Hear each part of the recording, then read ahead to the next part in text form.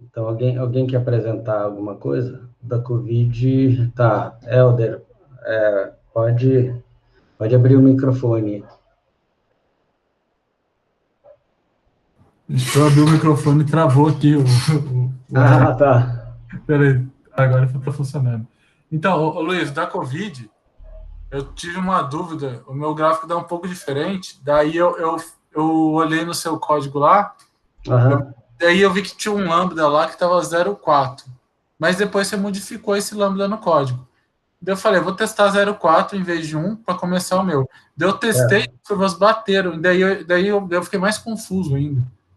Eu posso mostrar para você o código? Claro, pode sim. Pode ser? Daí eu já vejo os meus erros aqui.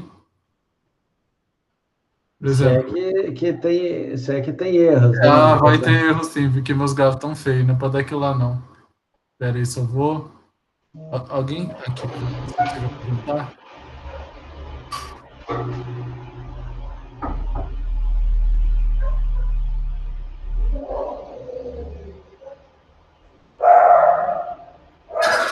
Tá dando para ver aí?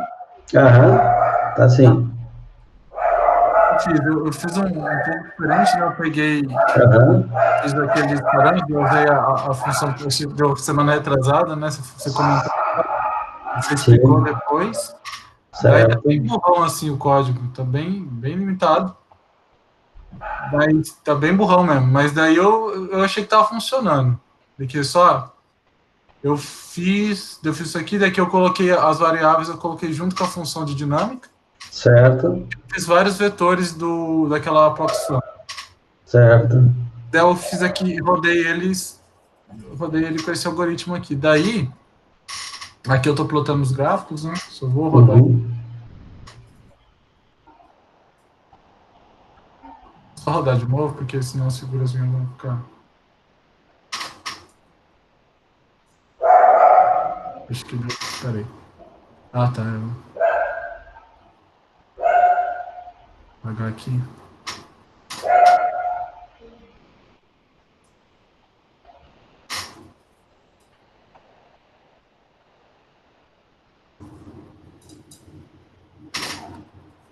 E daí ele deu esses picos aqui, ó, Luiz. Uhum. Daí eu não sei o que é. Não sei se É, é assim. Ele tá rodando estranho aqui, não sei. mas não parece estar errado, não. Bom, tá diferente, né? É que. Agora eu acho que tá melhor, né? Dá pra ver a curva preta aqui. Daí o que eu Uhum. fiz? Eu vim aqui e eu falei, bom, aparentemente o Luiz tinha um lambda que tá 0,4, depois você modificou. Daí eu fiz Uhum. uma outra aqui, só aqui,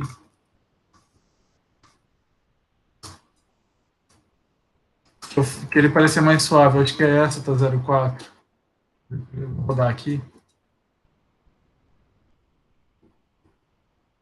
Aí esse aqui ficou parecido com o seu. Hum. Mas eu Então, não. peraí, qual que é a diferença? Oi? Qual que é a diferença que você fez É que, na verdade, você só mudou o cenário, né? Não, o que acontece? Aqui eu tô começando com isolamento, né? Vou só aumentar a tela aqui. Aqui eu tô começando sem isolamento. Então o Sem fator tá 1. isolamento. Daí aqui eu coloquei 0,4, que é o que corresponde se eu não me engano, ao parcial, isolamento parcial, Uhum. alguma coisa assim. Daí ficou mais suave, mas daí Hum, eu acho que não é, claro que não é isso, né? Porque na verdade eu fiz não. o valor aqui, porque eu vi que a curva ficaria mais suave com ele. Deixa, Mas deixa eu dar uma olhada nos meus cenários aqui. Pode ser que tenha algum problema nos meus cenários aqui. eu acho que. Peraí, Peraí, deixa eu ver aqui. Deixa aí eu- tem esse pico aqui com 0,1. Você quer apresentar aí, Luiz? Eu vou eu vou. aqui. O meu, ele na verdade está parecido com esse daí, pelo menos nos É, infectados. eu estou achando que esse daí tá correto, viu, Helder? Uhum. Então, é porque aqui tem uma mudança muito drástica, que é quando muda o fator lá. Mas está correto, porque assim, no início todos são iguais, né? Então é para ser conforme esse gráfico que você está mostrando aí. Pode ser que tenha algum erro nos meus cenários, na verdade. Eu acho que os seus cenários estão corretos aí. Então, peraí, deixa eu só ver uma coisinha aqui. Pode ser que tenha erro nesses cenários aqui meus. Tá, deixa eu só dar uma olhada aqui. E só na condição inicial também, eu notei que tem uma diferença. Eu começo com o número de suscetíveis como sendo 100 mil menos 25. Uhum. Que o 100 mil é o total, né? Sim. E daí eu vi os códigos, geralmente ele começa com 100 mil mesmo suscetíveis, né? Eu descontei os infectados. Uhum. Não sei se também é isso mesmo. Também. Eu descontei do meu também. Não, mas não é isso, mas não é esse o problema, não.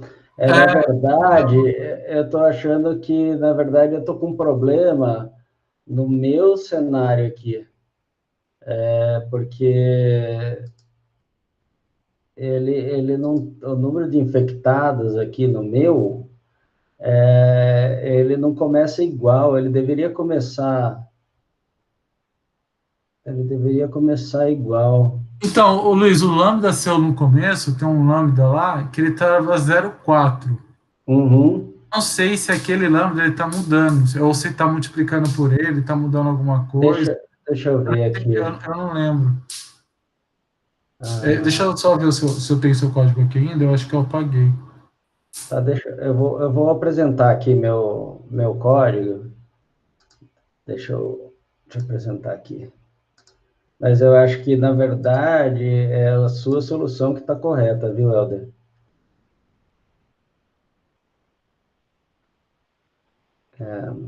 Vamos lá.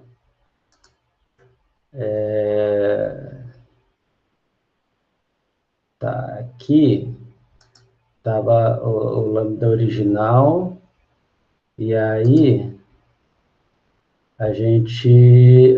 desculpa. A gente criou cenários aqui e mudou o lambda, né? Então, deixa eu só ver uma coisa aqui. Se eu colocar esse lambda aqui...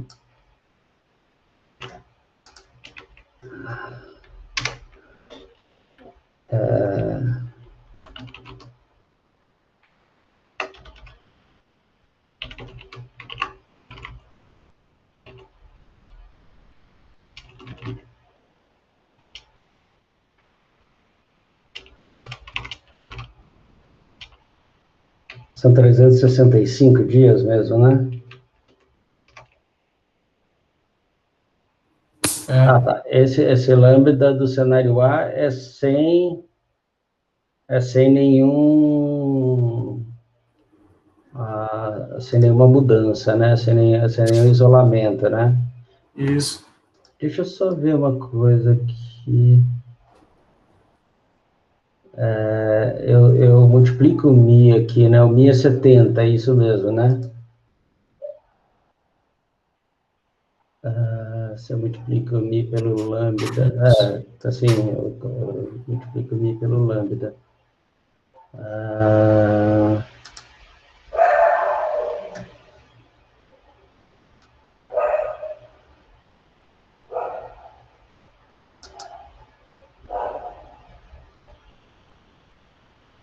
Tá, esse é o 04.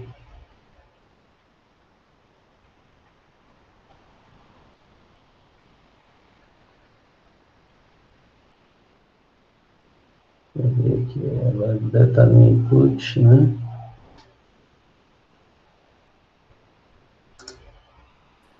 Então, eu acho que aquele lá 04, será que não é, Luiz, que está influenciando? Lá em cima, que estava lambda 04? Eu não lembro onde ele... Então, mas não era para ser, porque, na verdade, assim, ele era para substituir por esse F, né? aqui, por esse F aqui. É Então, verdade. na verdade, ele altera, né, o F de qualquer forma. E esses cenários aqui estão corretos, né? Eu acho que estão. Então, mas o que você falou é verdade, porque se você está alterando, não era para ele influenciar, né? Não tem Não, influência. aquele que está lá é só o valor de full. Se eu rodar É, assim, era para só funcionar. ele, assim ele vai usar o 0,4. Mas se eu usar ele dessa forma aqui, trocando o cenário, ele vai substituir aquela função lambda. Porque Isso é se ele verdade. não substituísse, não iria mudar os valores. Ele muda os valores, né? Se eu Muda porque coloco, muda a curva, né? muda as Só o curvas parâmetro e tudo. inicial. Eu vou fazer o seguinte, mas foi bom você ter feito essa pergunta. Eu vou dar uma checada depois nos cenários, tá? E aí eu mando para vocês, aviso lá no WhatsApp. Eu vou dar uma checada se não tem nenhum erro aqui nos meus cenários. Porque eu estou achando que aquele outro resultado que você mostrou está mais coerente. Então, eu vou dar uma checada, tá? Mas, assim, de cara, assim, é difícil saber por que que está diferente, porque eu teria que entender um pouquinho melhor os cenários aqui. Então, depois eu checo o seu código, Helder. Tá, eu Se vou você mandar para você. puder me mandar, aí eu checo o seu Sim. código e daí eu tiro a dúvida para o pessoal também. Até bom, porque eu não eu conheço muito pouco de R, assim. Não, não, mas assim, com certeza, assim, o seu resultado, aquele segundo que você mostrou, está mais coerente. Depois eu vou dar uma olhada. Mais alguma dúvida, pessoal, que eu possa tentar responder, né? Embora. Alguém tentou fazer esses exercícios, assim, implementando no R? Eu sei que fim de ano é correria também, assim, até para a gente aqui, para conseguir preparar as aulas, tá complicado, mas. Então, assim, vamos fazer o seguinte, para a gente não demorar demais, e depois eu passo para vocês, tá?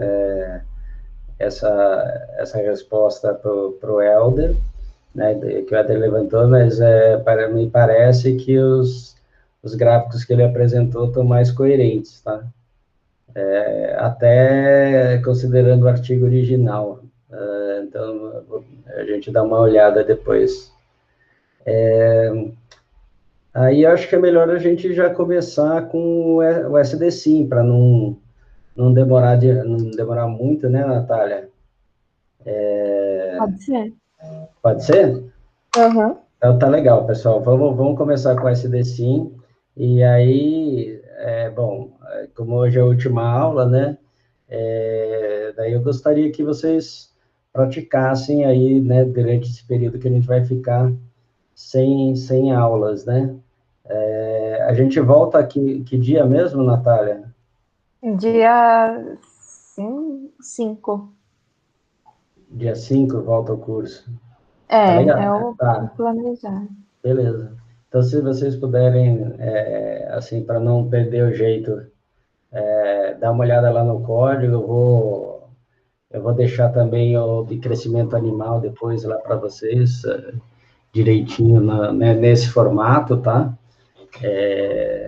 Então, mas é importante vocês praticarem, porque senão não tem como, né? Assim, só olhar alguém fazer é muito pouco. Então, para se familiarizar. Mas tá legal. Agora, daí, vamos já passar para uma outra forma de implementação, que é aí do SD-Sim, a Natália, né? O Bruno também está aí, né? Eles vão apresentar para Aham. vocês aí o SD-Sim, que na verdade, acaba sendo, vamos dizer, o core aí do nosso curso também. Então, Beleza, passar para pessoal. você, Natália. Obrigada, Luiz. Então, eu vou apresentar brevemente a estrutura do SDSIM. Bem, eu vou apresentar, mas caso o Luiz ou o Bruno, vocês queiram fazer algum comentário, por favor, vocês façam. Porque vocês entendem bem o fundo, né, do negócio. Então, eu vou compartilhar aqui a apresentação.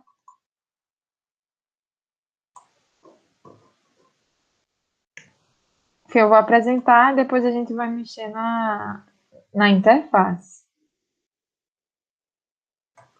Então, vocês conseguem ver a tela?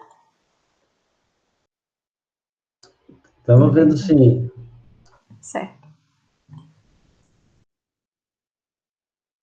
Então, o SDSIM, ele é um framework para definição, a prototipação e simulação de modelos de sistemas dinâmicos contínuos usando a linguagem R, né? O pacote, ele usa uma abordagem orientada a objetos, e isso permite que a gente tenha uma arquitetura genérica, né, e estruturada, facilitando a implementação e o compartilhamento de modelos de sistemas dinâmicos. Os objetivos principais desse pacote é a padronização, né, seria a gente poder estruturar a implementação de modelos e suas variáveis. E por que isso é importante, né? Que nem a gente viu nesses exemplos do Dissolve que assim, cada um tem o seu jeito de pensar, né, e implementar de diferentes formas, né, algumas mais eficientes, outras não, mas vai do seu conhecimento da linguagem, né, até o modo de pensar. E a gente também tem que lembrar que a gente está trabalhando como um grupo, né, então deve haver esse sentimento de unidade, né, então é muito importante que o que um faz, o outro consiga ler, né, e entender, e fica muito mais fácil se a gente já tem toda uma estrutura por trás disso. O compartilhamento seria promover a distribuição e o reuso de modelos. Aqui a gente pode destacar, por exemplo, se eu tenho um modelo que faz enfim, a dinâmica do crescimento de uma pastagem, e tem alguém que está trabalhando nisso, que entende bem desse tópico. E eu tenho outra pessoa trabalhando com um modelo de precipitação, enfim, algo relacionado à chuva, enfim.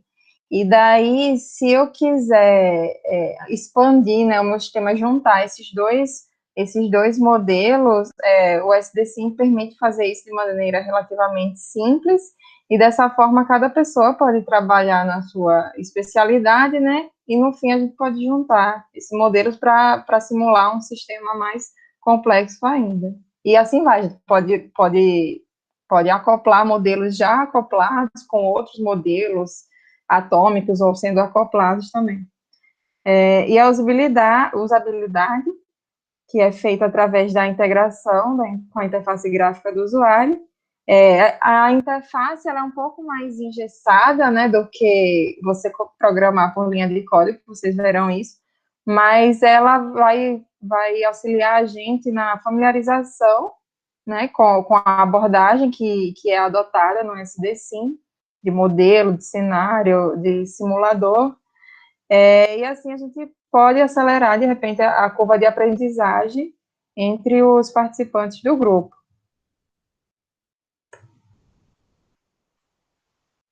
Então, a estrutura, né, geralzona do pacote é essa que está aí apresentada, né, como eu falei, foi adotado o conceito de programação orientada a objetos, que é um paradigma de programação que se baseia na representação e interação de elementos em termos de um objeto mesmo. Então, esse tipo de representação, né, de programação, procura aproximar o sistema que a gente está querendo representar, né? Aproximar ele do que ele seria observado no mundo real, ou seja, ele tem tanto características quanto ações. Então, a gente pode ter um objeto, assim, sendo bem simplório aqui, tipo, um objeto chamado cachorro. Uma característica dele é rabo, cor, e uma ação dele poderia ser latir, por exemplo. Aqui, para o simulador, por exemplo, uma característica dele é um modelo, e uma ação dele seria executar a simulação.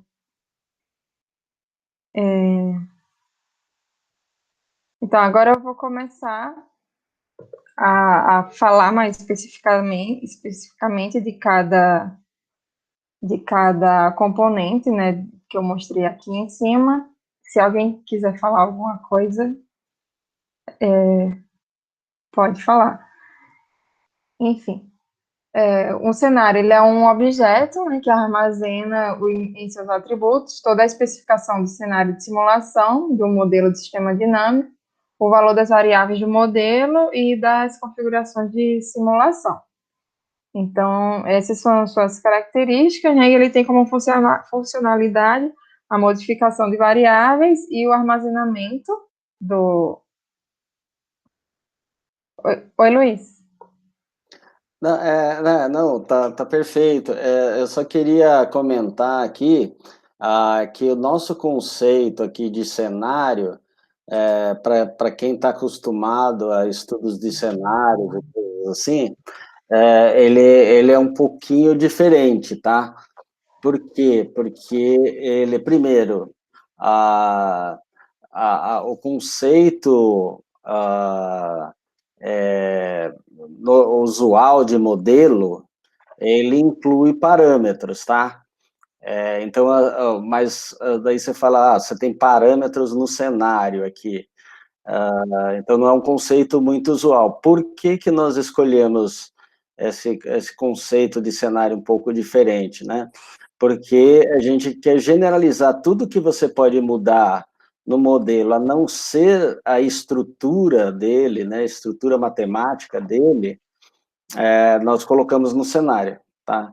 Então, inclusive, aí vocês estão vendo questões relacionadas à configuração da própria simulação, tá? Então, isso ele está sendo incorporado nos cenários. É só para quem está acostumado a estudo de cenários, vai estranhar um pouquinho o nosso conceito de cenários, mas foi uma, vamos dizer assim, uma opção de design que nós fizemos para facilitar alguns tipos de análise com o modelo. Então, o modelo, na verdade, é a estrutura matemática para a gente, na estrutura que vai permitir a simulação, e todos os outros valores, eles estão no cenário. E só um comentário também, eu acho que você vai falar, né, Natália, mas todo modelo ele tem um cenário default, então sempre o modelo vai ter parâmetros, né, mas porque ele vai ter um cenário default já associado a ele quando ele é construído. Mas só esse comentário, porque às vezes o pessoal pode confundir o nosso conceito de cenário aqui, que é um pouco heterodoxo, vamos dizer assim. Beleza, obrigada, Luiz. Então, as funcionalidades desse modelo, né, são a modificação de variáveis. Então, se eu construir um objeto, né, do cenário com um certo valor, eu posso modificar esse valor. E algo muito importante também, que é o armazenamento desse cenário. Eu posso salvar ele como uma simples planilha do Excel, e também como um arquivo XML. E como o Luiz já destacou, né, esse cenário nosso é um pouco diferente, então ele é composto, né, o método de integração numérica, então a gente tem aqui a parte da simulação, né, como o Luiz falou, as variáveis de estado, os parâmetros e o tempo de simulação, também seria em relação à simulação. Então, a gente tem aqui agora o conceito de modelo. Ele é um objeto que armazena em seus atributos a especificação de um modelo de sistema dinâmico, através de mapa de fluxos ou de uma equação, ou um sistema de equações diferenciais ordinárias. E, como o Luiz falou também, ele tem o seu cenário default, né? Então, quando eu passo para o simulador, o modelo, ele já consegue fazer a simulação com esse cenário padrão. Eu posso, de repente, simular com um cenário alternativo, caso eu queira checar o comportamento do modelo, né, com outros valores de parâmetros. Então, a sua funcionalidade também é o armazenamento em XML e também a validação do sistema de equações do modelo. Luiz, pode falar. Também, eu não sei se todo mundo está lembrado do conceito do que é um modelo atômico, mas, assim, para a gente aqui, a gente vai usar esse conceito de modelo atômico e modelo acoplado. Então, o modelo atômico é o modelo que você, vamos dizer assim, você implementa como uma única estrutura, tá? Então, imagina lá aquelas funções diferenciais.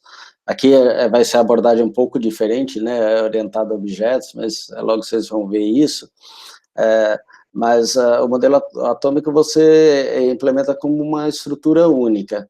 E, eventualmente, você pode pegar esses modelos, então você não, isso é ser indivisível, né? O sentido atômico de indivisível aí, né? Uhum. Então, aí, se você pode pegar, por exemplo, um modelo atômico, como a Natália estava explicando, né?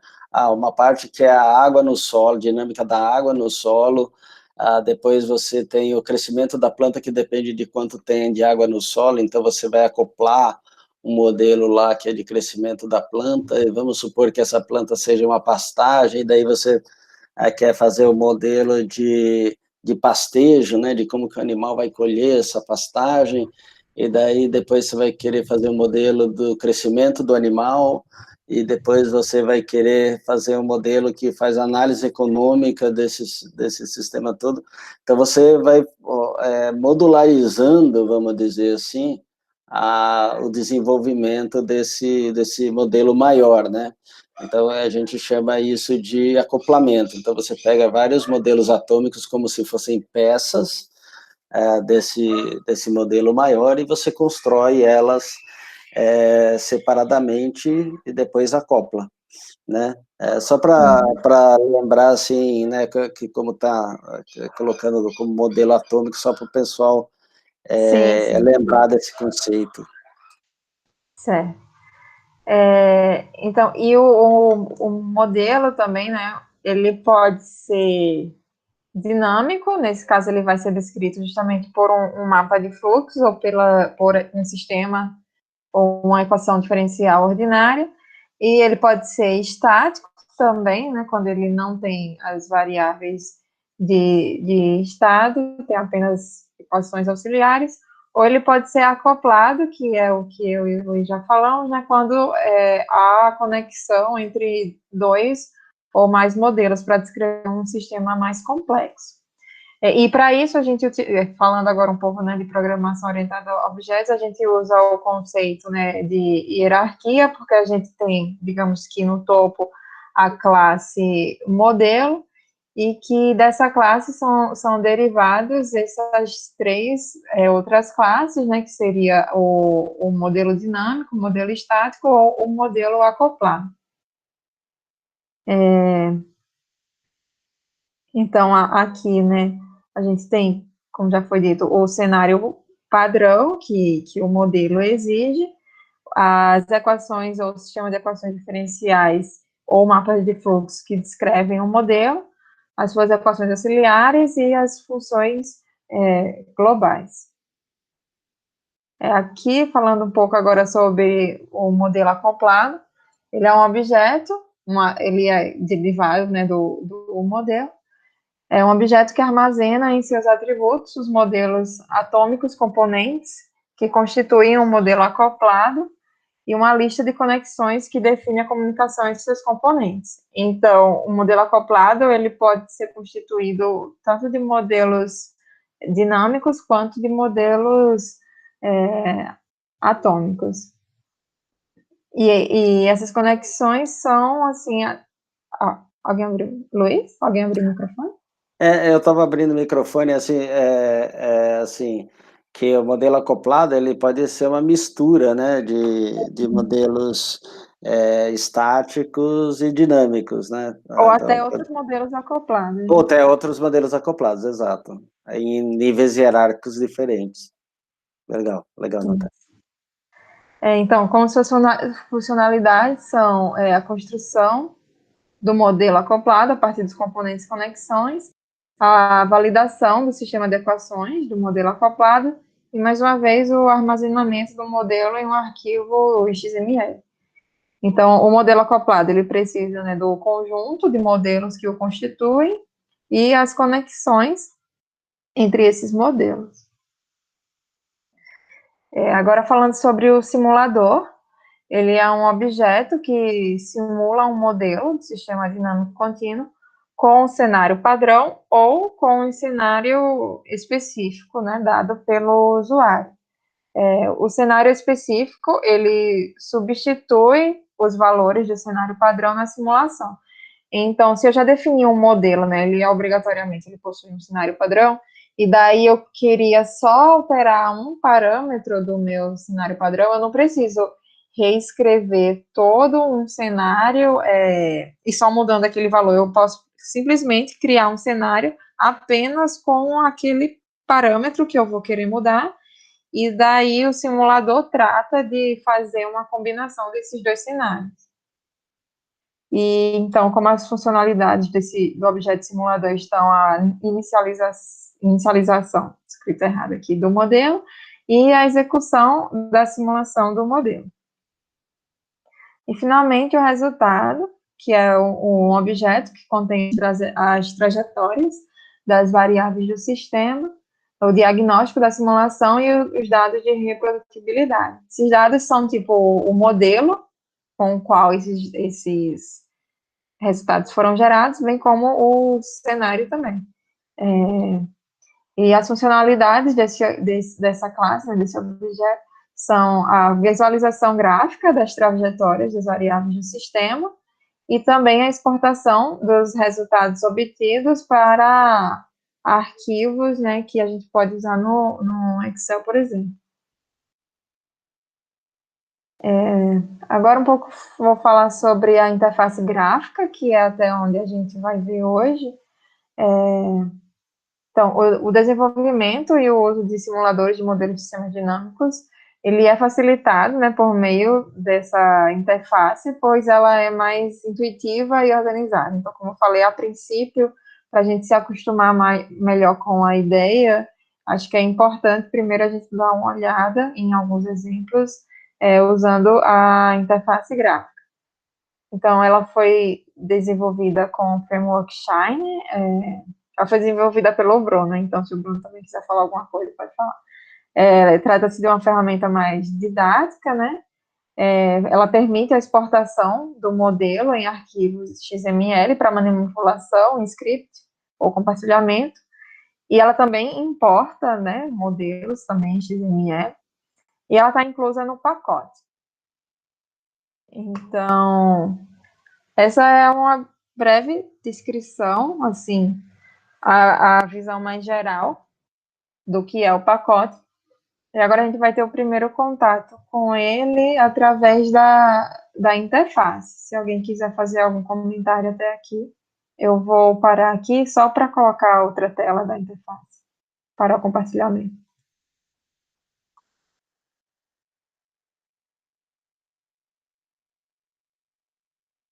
Agora que eu ouço a mensagem, é você mesmo?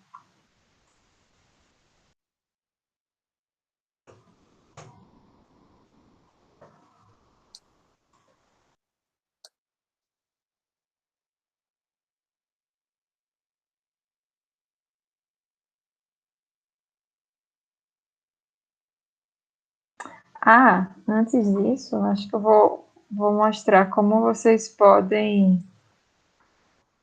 instalar o pacote.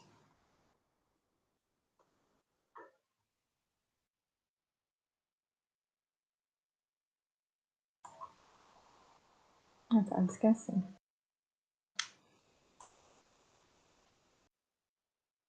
Estão conseguindo ver?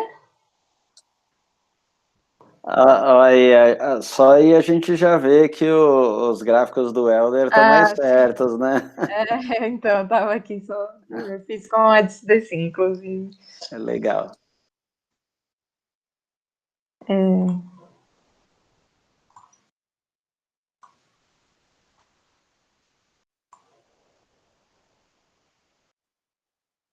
Depois eu checo, viu, Helder, assim, o que aconteceu ali que nos meus cenários ele não saiu certinho, mas você tá vendo, os seus estão mais corretos. Acontece. Então, o pacote ele não está disponível no CRAN ainda, né? Mas a gente deu um jeito de vocês conseguirem usar. Então, eu vou compartilhar depois, mais tarde, né? Essa pasta aqui, que ela tem um ponto zip com o pacote, e ela tem esse arquivo aqui, onde a gente faz a instalação das dependências, caso vocês não tenham. Então, como são vários pacotes, né, pode ser que demore um pouquinho para vocês. E aqui a gente faz a instalação do pacote. Aqui a gente carrega ele. Então, para usar a interface, então, vou mostrar aqui só os métodos, né, do SDSIM. Então, a interface, ela é feita aqui com esse comando sd run.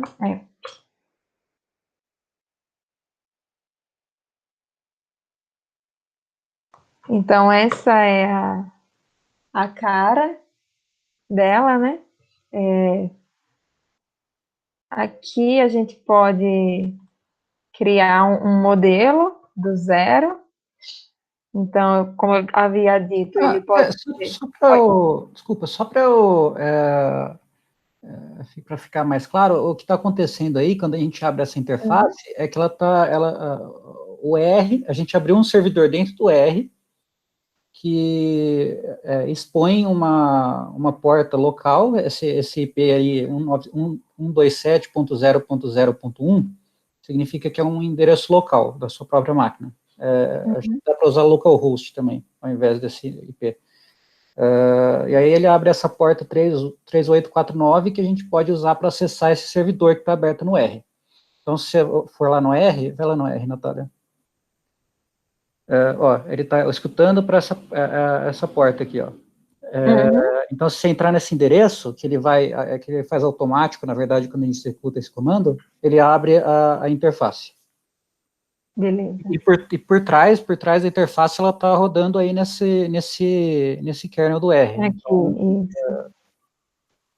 então, valeu. Então, assim, o cérebro da interface é o R que está aberto aqui, mas você vai ver ela na outra janelinha. Só para deixar isso claro.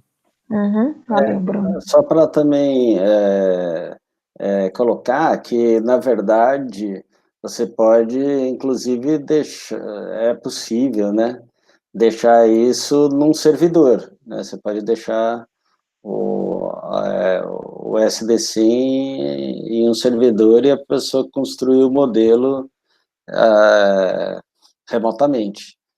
Tá, só para... Assim, a gente ainda está... Pode falar, Bruno, desculpa. A gente fez isso um tempo atrás, só que a Embrapa fica mudando lá o servidor e acabou saindo do ar e a gente precisa colocar de volta no ar.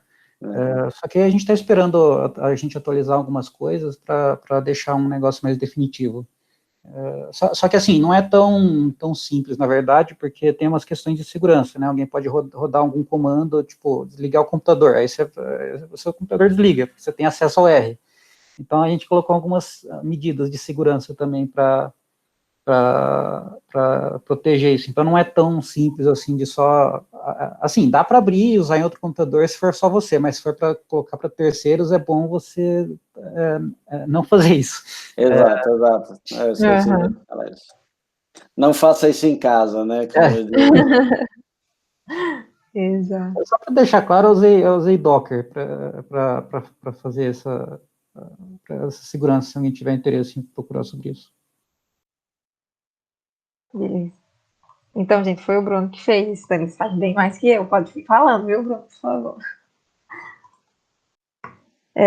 Então, se a gente quiser inicializar aqui um modelo do zero, então a gente pode definir qual é o tipo desse modelo, né, se ele é dinâmico, ou seja, se ele tem uma equação diferencial, ou um sistema de equações diferenciais, se ele é estático ou se ele é acoplado, e eu posso dar um nome a esse modelo. Então, aqui ele foi criado, né, e eu posso começar a alimentar esse modelo aqui. Eu já vou apresentar essa tela, só queria mostrar isso aqui primeiro. Não, acho que vou primeiro mostrar aqui. Então, eu também posso alterar o nome do modelo por aqui. Então, posso... Agora ele é example 2. Então, o primeiro passo para a definição desse modelo, que ele, no caso, ele é um modelo dinâmico, né? Eu não alterei lá. Então, ele pode ser descrito por uma função. Aqui eu colocaria as equações que representam o cálculo das diferenciais do meu modelo. Ou ele pode ser descrito também por um mapa de fluxos. Então, eu coloco aqui que o meu fluxo vai, né, do estoque A para o estoque B, por exemplo, e aqui eu coloco qual é a taxa desse fluxo. Aqui eu descrevo eventuais funções de inicialização que eu tenho, né, se houver alguma variável que deve ser inicializada antes do modelo começar a simulação, né, isso é descrito aqui nessa aba. Isso aqui a gente já viu, né, nos conceitos do DSolve. Esse trigger descreve o acionador de um evento, então se o modelo possui alguma eventual, nossa, fugiu a palavra, descontinuidade no modelo, eu posso descrever aqui em qual a condição que isso acontece, né, e aqui nessa aba de evento, eu descrevo o que é que acontece, né, isso são feitos através dessas funções. Aqui está tudo comentado, então posso descomentar aqui e alimentar essa parte. Aqui eu descrevo as equações auxiliares, então aqui eu coloco o valor, né, o nome dessa variável. Aqui nessa coluna eu descrevo as equações. Eu posso colocar a unidade e uma descrição. E aqui, finalmente, a gente tem essa aba onde a gente pode escrever algumas funções globais que o modelo possa possuir. Eu vou vir para aqui agora. Bruno, se tiver aí, quiser falar alguma coisa. Aqui eu escrevo... Eu acho até... talvez fique mais claro, Natália, se você apresentar o modelo de exemplo, né? Porque daí beleza. Aí o pessoal entende o que fica. Certo. Então, aqui eu poderia importar algum modelo que eu tenha na minha máquina. Assim, mudei agora um pouco pela sugestão do Luiz, que eu acho que é válida. Mudei um pouco, né, meu raciocínio. Posso clonar um modelo já existente, caso eu queira fazer uma cópia dele. E aqui a gente tem um pequeno repositório com 4 modelos de exemplo. Então, vou colocar aqui o exemplo da Bouncing Ball, que a gente já viu também na aula de DSolve. Então, já carreguei ele aqui. Então, aqui, Não sei se vocês vão lembrar dessa aula, mas aqui a gente tem um sistema de equações que descreve um modelo. Não sei se vocês lembram que a diferencial da altura era que a velocidade, né? E que o da velocidade era era o negativo da gravidade, na verdade. Aqui a gente tem o mesmo o retorno, né? Igual ao do dissolve, que eu tenho que retornar uma lista, onde a primeira lista é uma posição, onde a primeira posição é um vetor com os diferenciais. Esse modelo não tem nenhuma função de inicialização, mas ele tem o trigger, né? Então, aqui, se vocês bem lembram, né, o evento ele deveria acontecer quando a altura é menor ou igual a zero. A gente já falou nessa questão, né, do menor a zero, que era justamente por conta da precisão da máquina, e também quando a velocidade é negativa. Então, esse evento acontece, ele retorna a zero. E aqui o evento, né, o que acontece? A gente seta a altura zero e diminui um pouco a velocidade da bola. Ele não tem auxiliares, também não tem funções globais. Só para eu deixar assim, para eles entenderem mais ou menos como é que funciona cada um desses. Vai lá na Edit Model. Cada um dessas janelinhas aí, o que está acontecendo é que esses códigos que a gente escreve aí, eles vão ser passados para o R, a interface vai passar isso, ela vai transformar em código do R, e aí o R vai usar esse código para criar um objeto do modelo que a gente pode simular. E esse objeto fica... Bom, a simulação desse objeto vai ser feita pela própria interface, nesse caso. Mas só para ficar claro, assim, o que você está escrevendo aí vai ser passado para o R. Então, se você fizesse algum, sei lá, colocasse em loop infinito, isso aí, alguma coisa, a interface para de funcionar, porque a sua interface também está funcionando em cima do R. Ou sei lá, você tem um comando aí que chama quit do R, eu acho, que ele vai sair do R. Então, se você fizer isso, também sua interface para de funcionar. Só para vocês entenderem como é que, por que vocês estão escrevendo essas coisas aí. Elas vão ser traduzidas para o R. Beleza.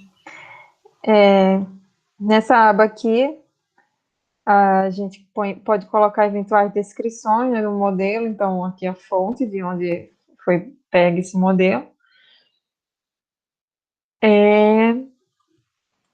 E aqui a gente tem a descrição do cenário. Como eu falei, né, todo modelo ele tem o seu cenário padrão, mas eventualmente eu poderia adicionar aqui um cenário alternativo, onde, sei lá, eu mudaria a velocidade aqui inicial da bola, por exemplo, e eu posso rodar a simulação com qualquer cenário que eu queira, bem como eu posso importar aqui de um arquivo XML ou um arquivo Excel.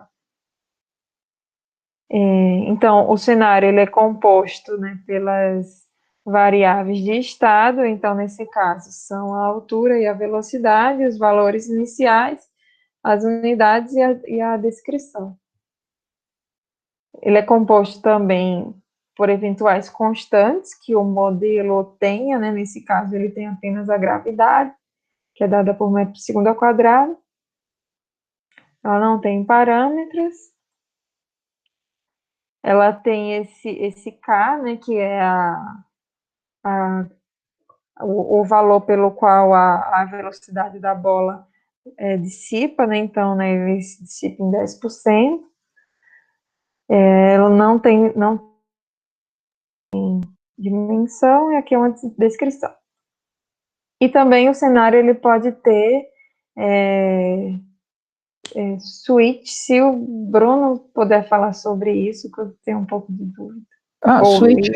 Switch são variáveis condicionais, tipo, se você quer que o modelo tenha um comportamento ou outro, e para você selecionar entre esses dois comportamentos, a gente criou esse tipo de variável chamada switch. Então, você pode ter, sei lá, um if lá no seu modelo, falando, se essa plantação aqui for de eucalipto, aí vai ter uma rotinazinha lá para rodar eucalipto, se não, ou se essa rotina aqui for de cana-de-açúcar, ela vai ter uma outra rotinazinha ali dentro do if, que vai fazer outro comportamento. Então, esse switch, a gente diria que a variável, a gente dá o nome da variável, tipo, espécie da planta, ou melhor, planta, e o valor aqui a gente coloca eucalipto, planta de açúcar, ou cana-de-açúcar, ou sei lá o que você definir lá no seu modelo para você escolher entre esses dois comportamentos diferentes. Então, é como se fossem booleanas. Isso. Exato. Só comentando assim, pode ser um string também, né, Bruno? Então você pensa, você pode ter raça do animal, sexo pode ser masculino, feminino, pode mudar o valor dos parâmetros. Então, olha, você pode ter lá na inicialização, falar assim, olha, se o switch for, vamos supor, Nelore, ou se ele for Angus, você pode querer já que o modelo mude o valor dos parâmetros. Então, é basicamente isso, você dá a possibilidade de... E pode até mudar a função que calcula, né? Eu falo assim, se eu quero um modelo, sei lá, de evapotranspiração que é de Thornton Weight, ou é um modelo de evapotranspiração de... sei lá, agora me fugiram os nomes, mas de qualquer jeito você pode mudar e a única coisa que você tem que, dentro do seu código, processar esse switch, mas assim, ele assim, alguma variável que é discreta que vai alterar o comportamento do seu modelo, né? Então é bem isso que o Bruno estava falando, ela não é uma variável numérica, geralmente, era uma coisa discreta que vai alterar o comportamento do seu modelo. Eu fiz justamente isso no modelo do Covid, foi uma das maneiras que eu implementei. Eu escrevi aqui como funções globais, funções para os 4 cenários, e no switch eu tinha uma variável Q, onde eu escolhi aqui o Q, seria o QA, que lá na função global, ele seria a função referente ao cenário A ou QB. Então, fica bem legal de a gente usar. Tá.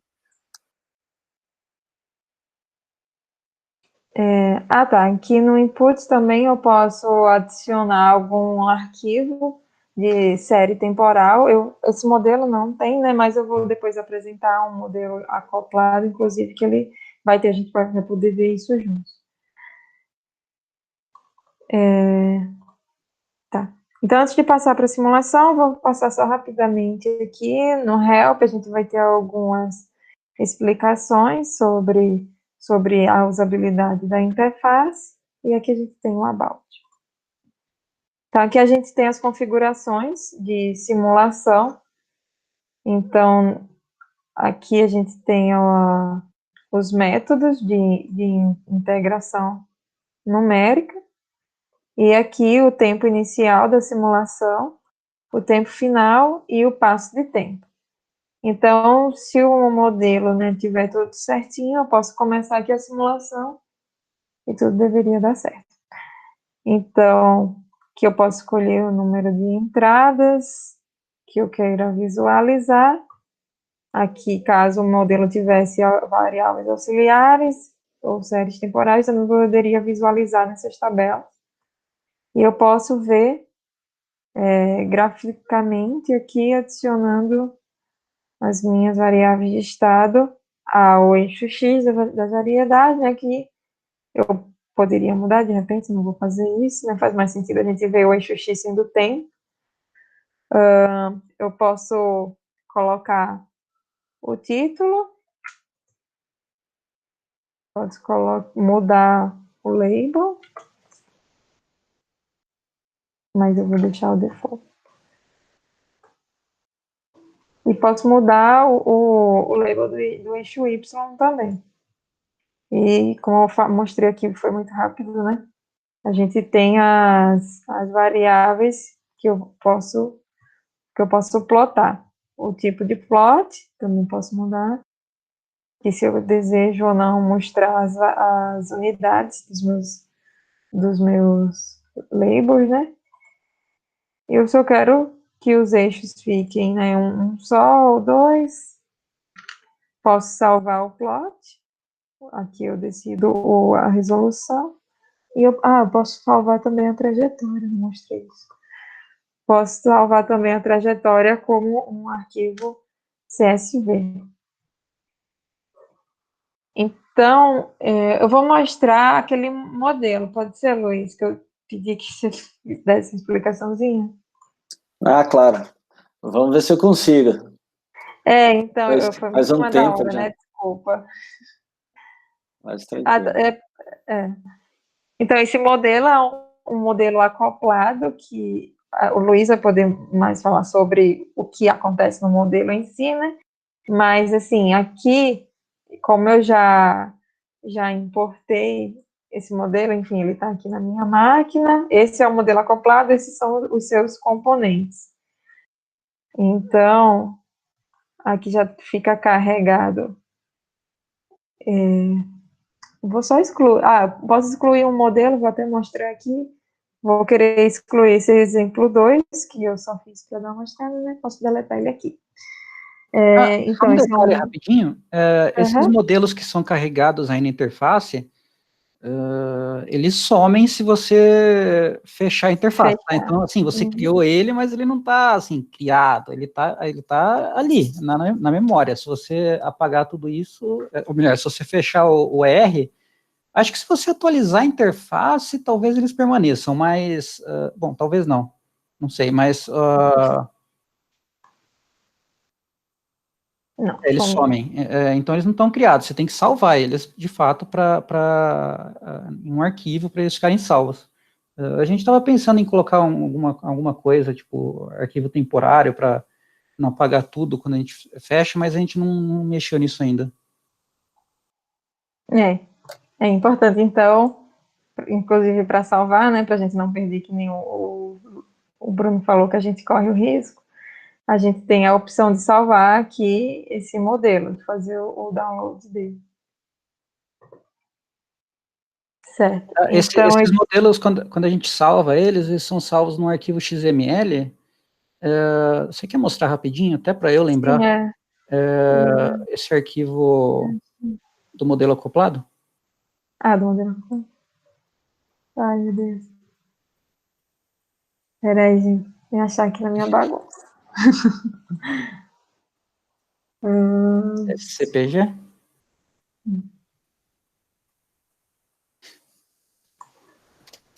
Ele fica salvo assim na sua máquina. Então, tudo que você escreveu lá, ele vai ser transcrito para isso aí.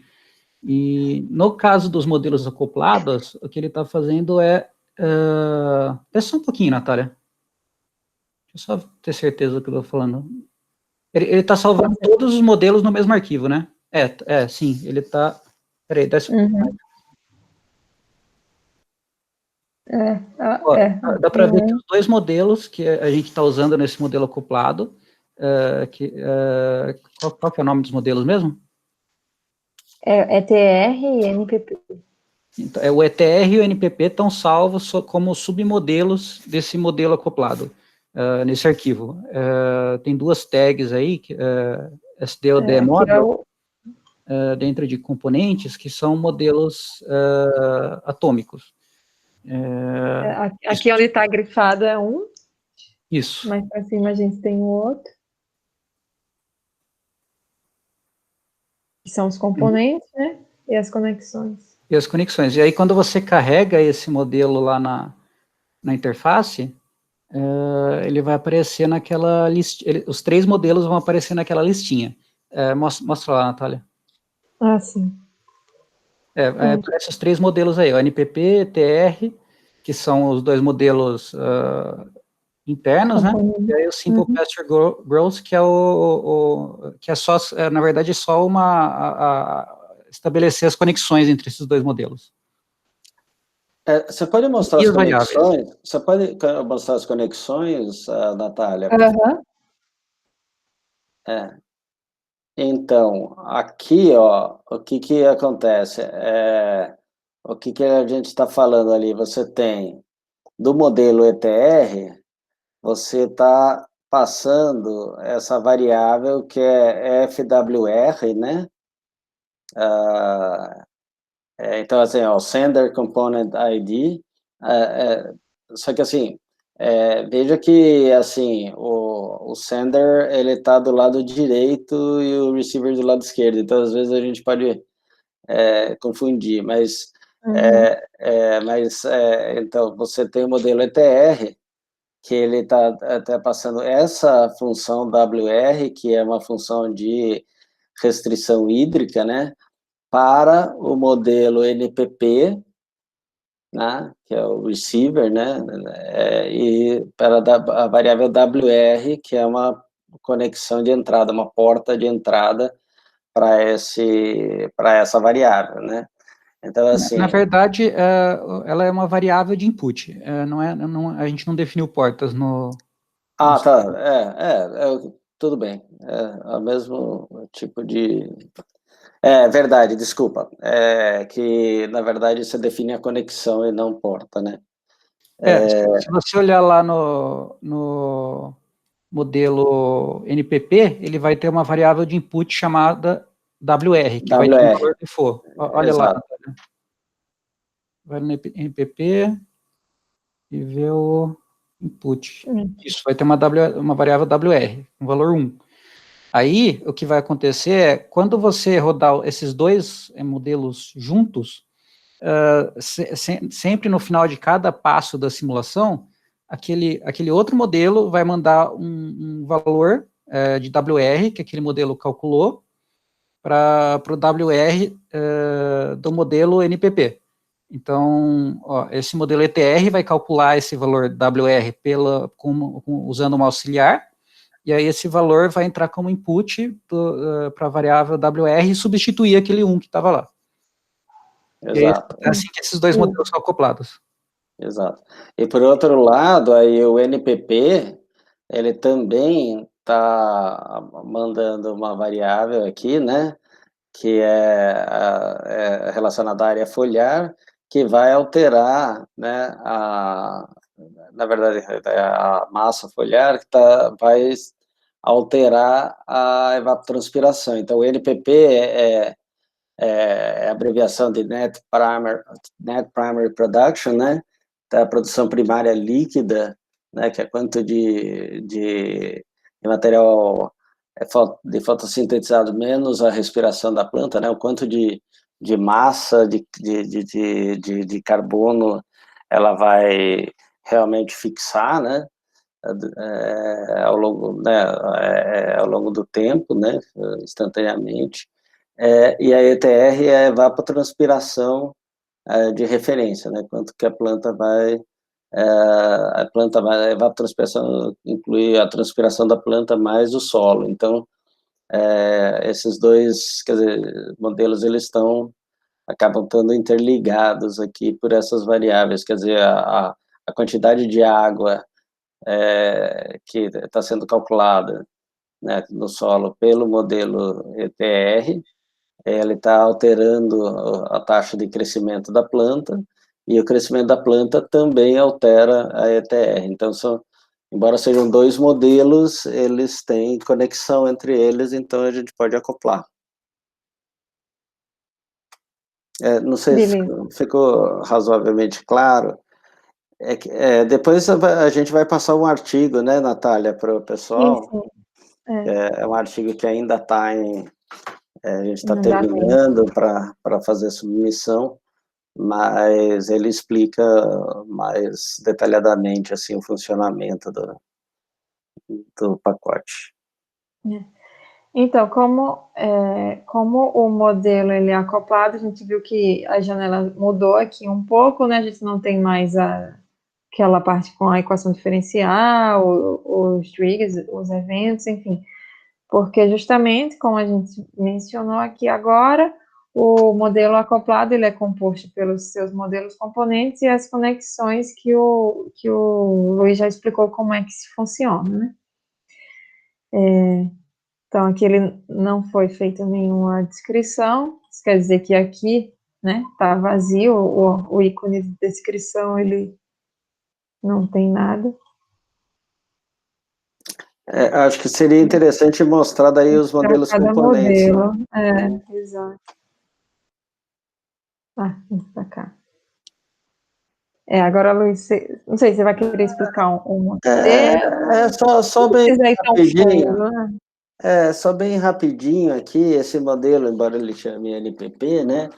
Ele tem uma função auxiliar, que é NPP, que tem a taxa de variação da massa de folhas aqui, né? Então, um modelo bem simples. Então, essa daí é calculada numa auxiliar, né? Tanto o NPP quanto a partição aqui. Se você quiser mostrar, Natália, as auxiliares aqui. Então, aqui estão as funções auxiliares, né? Que calculam aí o índice de área foliar, aqui a proporção das folhas em relação à massa máxima de folhas. Aqui é o efeito da água, né, sobre o crescimento da planta, a partição do material fotossintetizado para as folhas, né, aqui a interceptação luminosa, a radiação solar incidente, aí a fotossíntese, quer dizer, a produção primária bruta e a produção primária líquida, tá? Mas, assim, só para vocês verem um exemplo aí de um modelo acoplado, tá? Assim, a gente pegou de um outro modelo, né, parte de um outro modelo, na verdade, só para deixar um modelo acoplado simples que está relacionado à agricultura aqui. Tá? E aí, se a gente puser... pode falar. Não, só destacar, mudar, né, um pouco o foco, na verdade, que aqui as equações a gente tem que escrever com a sintaxe do R, né? Então, aqui o auxiliar, por exemplo, é uma lista, e aqui eu quero usar essa variável FGPP, então eu tenho que colocar o AUX, né, e o cifrão para identificar essa variável. Isso, lembra que tudo aqui ele vai estar em lista, então, assim, no cenário. Então, por exemplo, você tem que pôr ST antes das variáveis de estado, par antes dos parâmetros, e assim por diante, né? AUX antes das auxiliares. Embora ele fique um pouco mais verboso, assim, né? Não é tão, vamos dizer, bonito de se ver, mas quando você está num modelo grande, ele é bem útil você saber que tipo de variável que é aquilo, se são parâmetros, se isso é uma variável de estado, se isso é uma variável auxiliar que está sendo calculada por uma função em algum outro lugar. E aí, então, é uma forma de organizar aí a implementação do modelo, tá? Então, mas é obrigatório, tá? Não, você tem que colocar, não é opcional. Isso. Aqui ele só tem as auxiliares, né, Luiz? Só, aí vão ter os parâmetros e valores iniciais lá, né?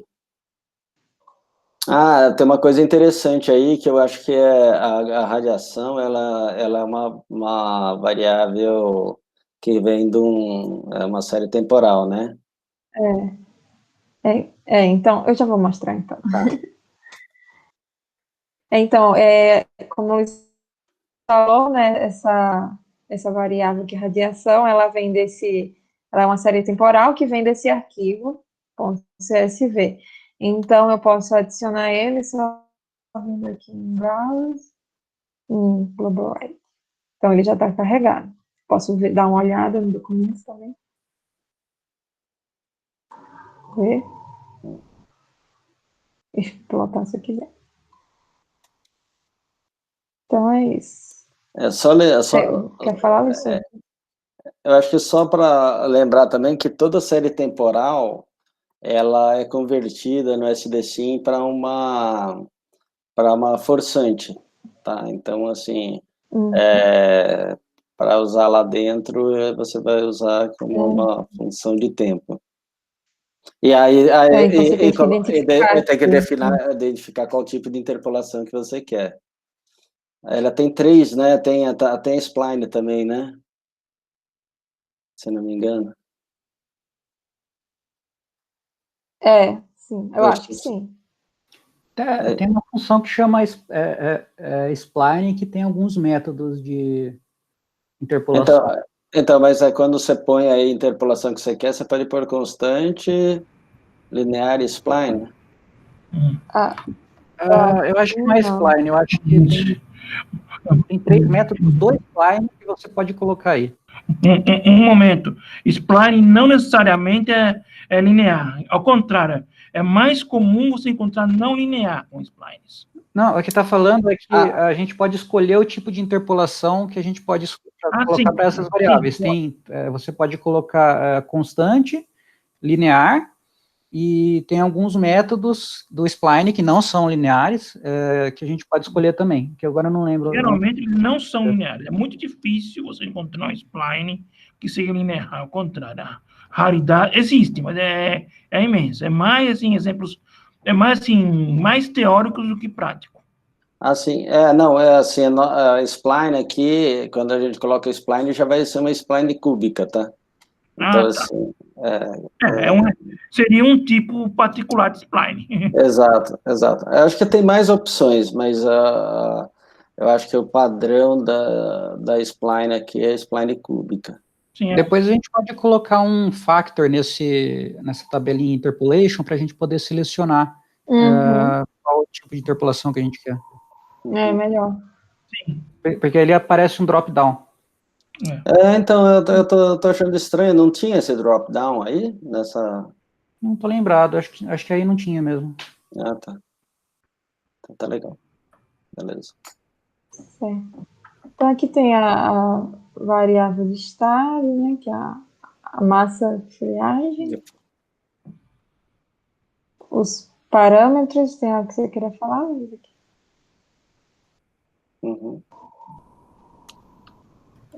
Os inputs a gente já selecionou, né? Switch. Agora vamos para o outro modelo. Aqui, na verdade, é a quantidade de água do solo, né? Então, na verdade, o que ele faz? Ele pega a chuva, mais irrigação, menos evapotranspiração, menos a percolação profunda, tá? E aí ele fala, um reservatório só aqui, então é um modelo bem simples, assim, de um reservatório de água no solo. Só para, assim, vocês pode, acho que vai ser só os auxiliares mesmo, né? Os auxiliares, isso. Então, O cenário ele também vai ter, né, uma série temporal aqui que descreve chuva. Então, a gente adiciona. Então, aí tem aqui, nesses inputs, tem as unidades, a descrição, coisas que a gente já viu. Então, mais uma vez, se a gente quiser simular, só vim aqui. Eita.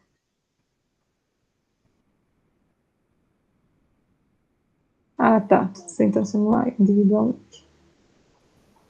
Então, eu venho aqui no modelo acoplado e posso fazer a simulação desse modelo.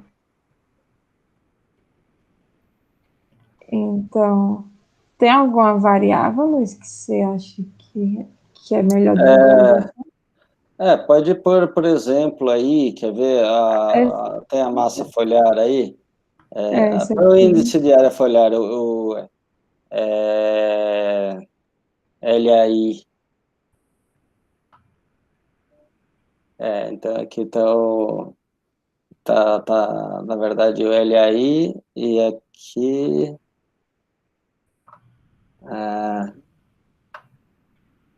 porque, na verdade, o NPP está sendo como função do índice de área foliar, a gente manteve, acho que a radiação constante aí. Vamos dar uma olhada na água no solo, tirar... Esse aqui. Isso, então, assim, no começo ela estava aí ao redor de 20 milímetros e sobe, eu acho que a capacidade de armazenamento desse solo era 80 milímetros, então ele chega aqui, e aqui é a massa foliar, né? Aqui em quilos, ela variou aqui entre 1.150 quilos e 1.350 quilos, nesse cenário aqui, nesses 100 dias aqui. Então, mas na verdade, assim, daí você pode ver aí as trajetórias, né? Ou mesmo você pode até ver uma variável contra a outra, né? Você pode, por exemplo, a variável X, ela pode ser uma outra variável e você vê se ela parece ter alguma relação com a outra variável. Tá? Mas isso daí é só uma coisa exploratória. Depois, eu não sei se vai dar para fazer hoje, né, Natália? Mas você pode fazer no código também isso, né? Sim, no código. O SDSIM, na verdade, você pode usar a interface gráfica pode até gerar o objeto modelo para você, né? Mas você pode também manipular isso no código, e daí você tem, como a Natália falou, você tem mais flexibilidade. Isso. Então, agora é mais para vocês terem uma noção do que é o SDSIM, né, em termos de interface gráfica. Eu queria mostrar também o modelo ele descrito pelo mapa de fluxos. Ah, tá. Que naquele primeiro, né, da Bouncing Ball, foi feito com o sistema de equações. E aqui a gente tem aquele modelo de predador presa, né? Então, aqui, né, o fluxo. Se tivesse o desenho, deixa eu mostrar.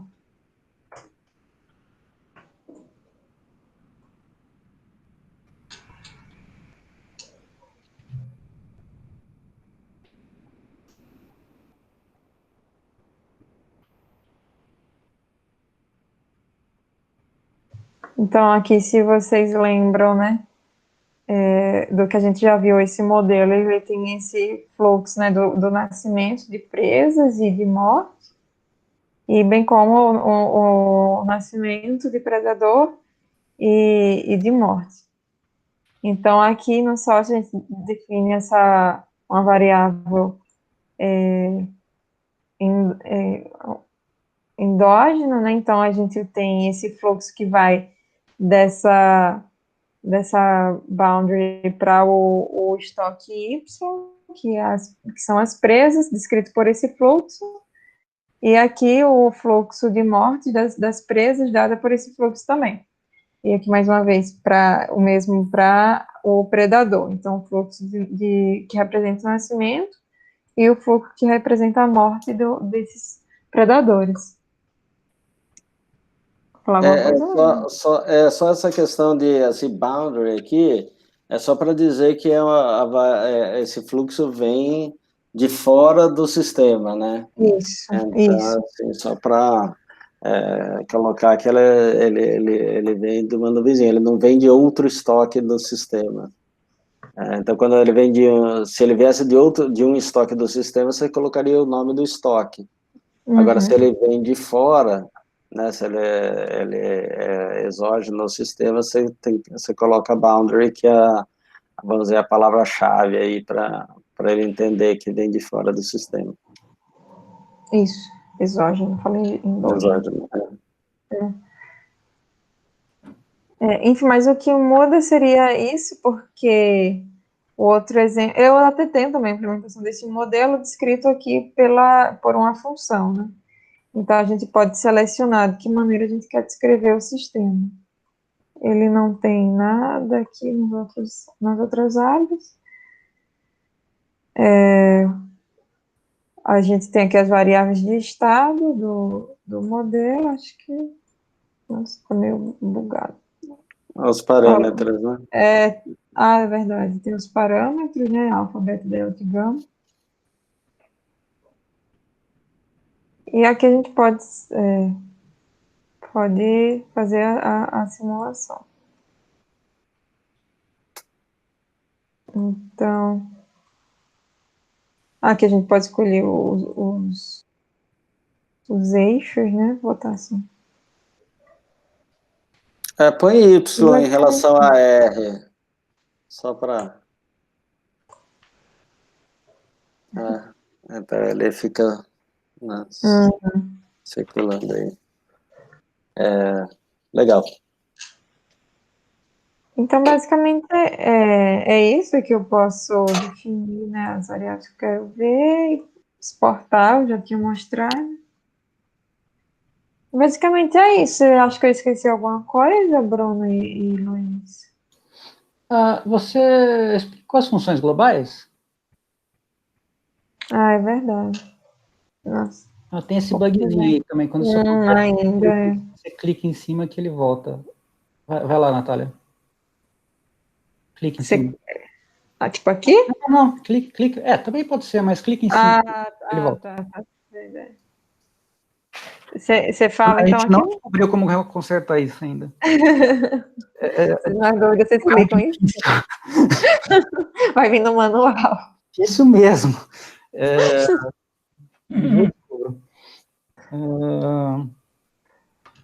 As funções globais são funções que você pode escrever como se fosse um script do R mesmo aí, e você pode usar dentro das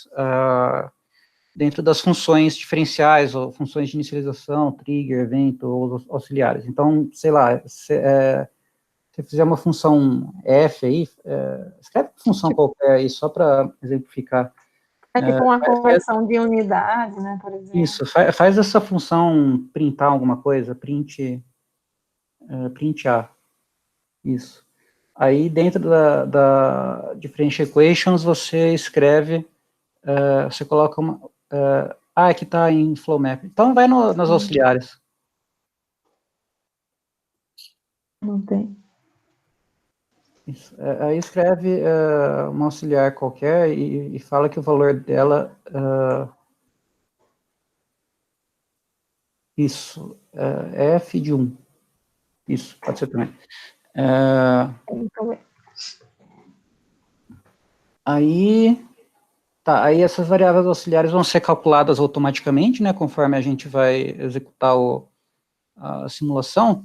E só volta rapidinho onde você estava, acho que você mudou lá na Differential Equations, muda de volta para Flow Map, senão eu acho que vai ter problema.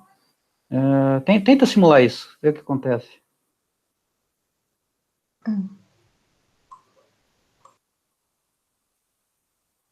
Aqui não aparece nada, né? Aqui eu acho que aparece. Aqui. Isso, não, porque ele printa aqui, né? Não é reapareceu. Não é reaparece. Ele está travado porque ele está printando muita coisa. Nossa, ele ainda está fazendo. Acho que parou. Deixa ele. Será que travou a interface? Acho que... Bom, enfim, era só para mostrar. Então você pode criar aquelas funções. Também você resolve. Eu falei assim, nossa, quero ver se vai derrubar o negócio, porque mandar imprimir na interface gráfica, né?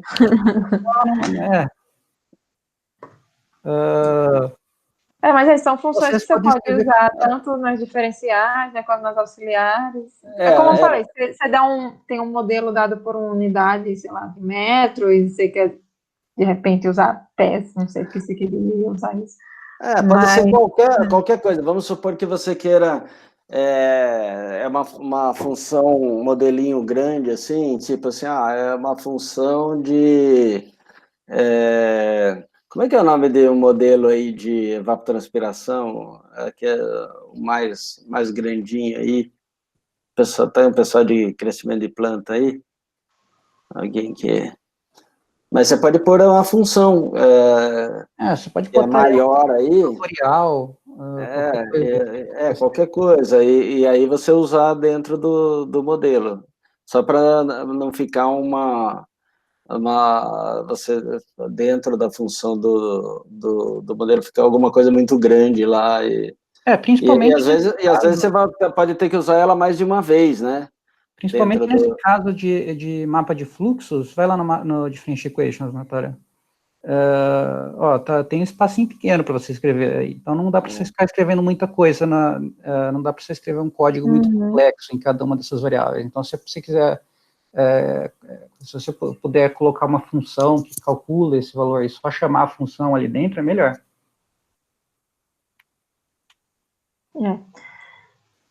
Então, aqui embaixo, né, a gente tem exemplos, esqueci de mencionar isso, né? Uma breve descrição de como usar cada aba. Então, basicamente é isso. Pode falar. Eu não sei se o pessoal, se ficou claro para eles as auxiliares, a diferença entre auxiliares e equações diferenciais e global functions. Se alguém tiver alguma dúvida em relação a isso, pode falar, porque a gente tenta explicar melhor, porque acho que essa é a parte mais difícil de entender, não só da interface, né, mas é o que a gente fez de diferente no pacote, a gente introduziu essa questão de auxiliares. Global functions são funções globais, né, elas já existiam, é só você escrever em qualquer lugar do R, e se ele tiver no environment global, você pode chamar ela dentro do seu modelo. Imagino que vocês já tenham feito alguma coisa do tipo em algum ponto. Mas auxiliares foi um conceito que a gente introduziu. Acho que é novo, não sei se é novo no curso. Não. Eu acho que o Luiz comentou, né, nas aulas. Sim. Então beleza. Nas aulas a gente trabalhou já com auxiliares. Mas, eu acho que precisa de um tempinho para digerir, né? Obviamente que vocês estão vendo, sei lá, uma interface gráfica toda nova agora, né? Um jeito de implementar um pouco diferente, ainda vai ter, eu acho que hoje, né, a gente já está terminando, né? Mas depois a gente vai ver como implementar em código no SDSIM, né? Tendo todas essas funcionalidades adicionais aí que a gente tem. Na verdade, por enquanto, o SDSIM, quer dizer, por enquanto não. Na verdade, originalmente o SDSIM usava o DSOV por trás, agora a gente também já tem uma outra implementação que faz acesso direto a uma biblioteca compilada de métodos numéricos, né, para a solução dessas... Na verdade, o DSOV também faz, né, o DSOV também faz acesso a uma biblioteca externa. Então, a Natália que implementou isso, né, Natália, que foi uma coisa que... Não do Dissolve, né? Não a do Dissolve, mas não do Dissolve, você faz a do SDT, né? Mas, aliás, ficou mais rápido. Aliás, ficou mais rápida do que a do Dissolve, né? A gente comparou a performance, a da Natália bateu a do Dissolve. Mas... essa implementação foi para a gente ter o controle, né, do passo de tempo da simulação, então a gente pode parar a simulação no tempo que a gente queira, mudar algum parâmetro e depois continuar a simulação. Agora a gente... É impossível de fazer isso no Dissolve. A gente tem toda a flexibilidade que a gente gostaria de ter agora. A partir do modelo Natália. Agora...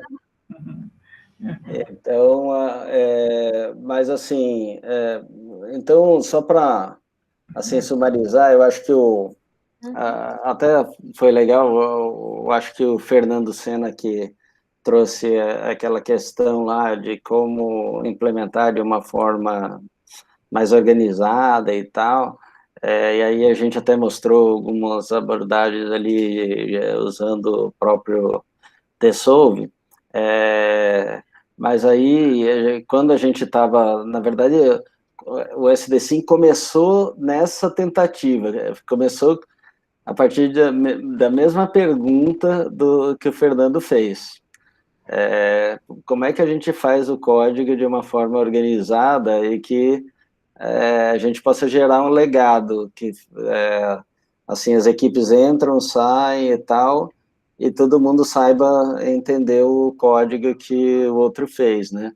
E ele começou mais ou menos disso, né? No fim ele acabou se sofisticando mais do que a gente imaginava de início, mas a finalidade continua sendo essa, a gente implementar os modelos, prototipar, né, analisar ou fazer análise junto com os modelos e ser uma ferramenta assim que facilita esse processo, né?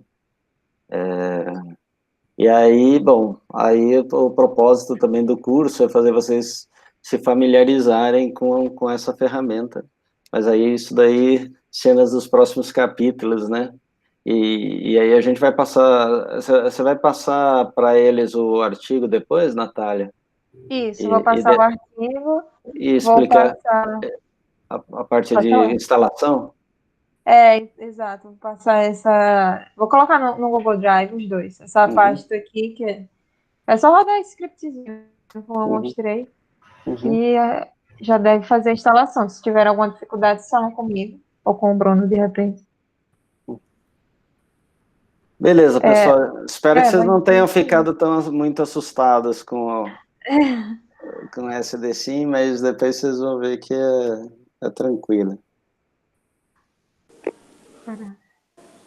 Alguém quer fazer algum comentário, perguntar alguma coisa? Alexandre? Eu ia perguntar, a próxima aula vai ser do quê? Então, aí acho que a gente vai continuar o SD-Sim, né, Natália? Tá. A ideia agora é que assim, a gente mostrou assim, bem por cima o SD-Sim, ela tem bastante funcionalidade. Tem mais coisa para mostrar. Eu vou dar uma olhada no artigo também, que esclarecer mais coisas. Sim, se vocês quiserem, eu acho que uma coisa legal para vocês fazerem é tentar instalar esse pacote, o pacote com a pasta que a Natália vai passar para vocês.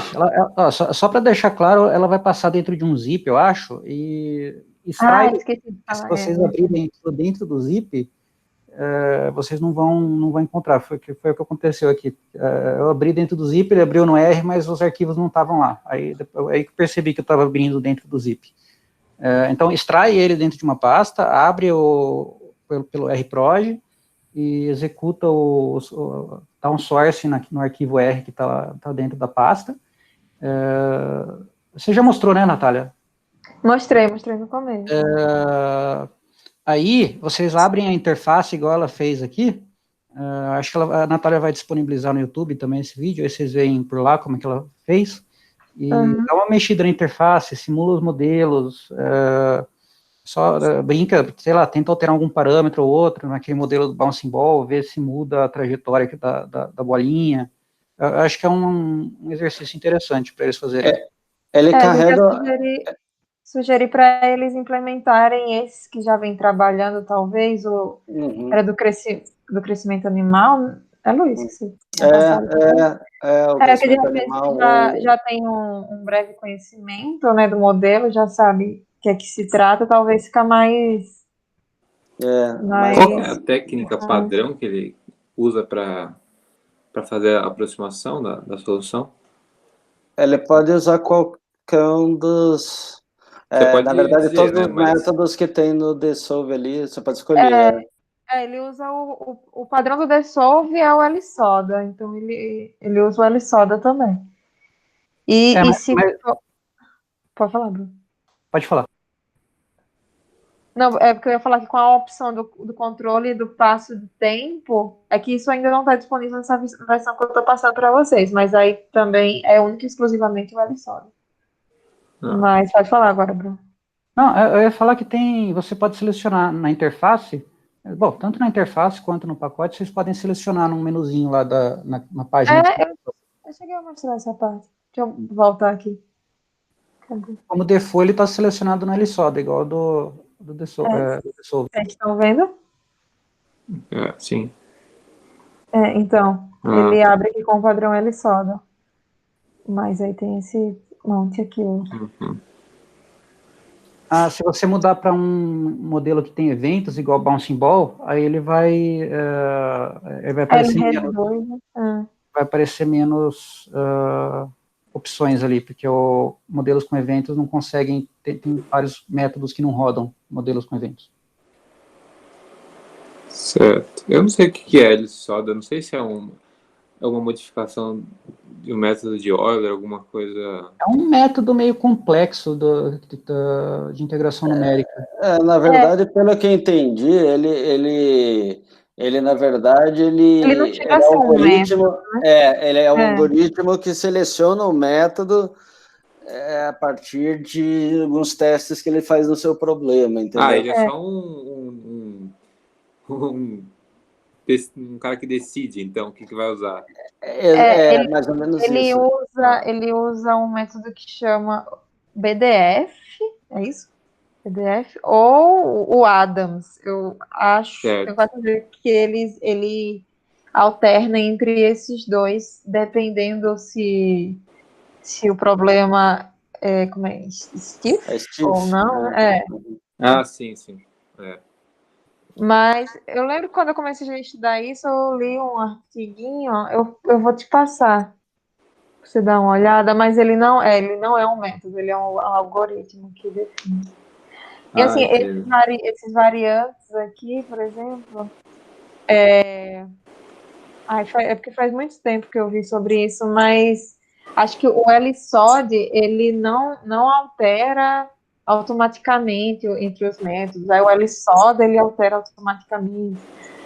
Aí esse R aqui era alguma coisa relacionada à matriz, se não me engano. Se usa matriz de banda, matriz triangular. Enfim, eu vou te passar. Certo.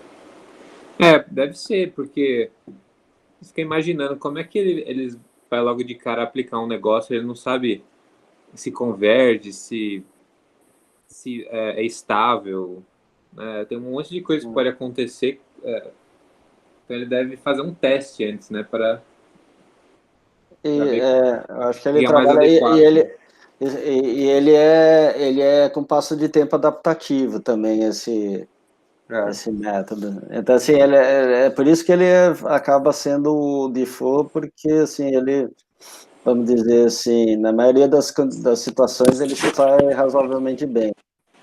Sim. Um dos melhores, na verdade. Os casos que eu executei. Na verdade, eu acho que ele seleciona entre stiff e não stiff. Isso. Não tenho certeza se é exatamente só isso. Eu acho que é isso. Você fala tipo a condição, né? Se o problema é stiff ou não. Daí ele alterna entre esses dois métodos, o BDF, eu acho, e o Adams. Certo. Bom, pessoal, mas eu acho que a gente, bom, eu acho que hoje foi bem carregado, né? Eu acho que, assim, é muita coisa que a gente está tentando passar no curso. Espero que, assim, não esteja ficando muito carregado, assim, para vocês, mas, assim, é que, assim, tudo que envolve essa parte, você pegar tudo que envolve a parte de modelagem e simulação de sistemas, é muita coisa mesmo, né? Então, assim, a gente dá meio que uma pincelada em cada, vamos dizer assim, em cada área aí de conhecimento que é necessária, né, para a gente trabalhar. E, assim, a nossa primeira experiência também, né, que é a desculpa que a gente está sempre dando para vocês. Então, vocês são cobaias. Mas, assim, espero que esteja sendo útil, assim, para vocês. E, bom, como essa é a última do ano, eu acho que a maioria de vocês a gente acaba vendo uma hora ou outra aí, né, por causa dos projetos que a gente tem em conjunto. Mas gostaria de agradecer a todo mundo aí pela presença e paciência e assim, esse espírito colaborativo aí, né, de né, tá aí sempre junto com a gente né, questionando, né, e trabalhando junto, né, para a gente ir progredindo. Então, queria agradecer a todos e aqueles que eu não puder conversar até o Natal, até o Ano Novo, já aproveitar para deixar um Feliz Natal, um Feliz Ano Novo para todos vocês aí, tá bom? Natália, suas palavras finais aí, a professora e coordenadora do curso.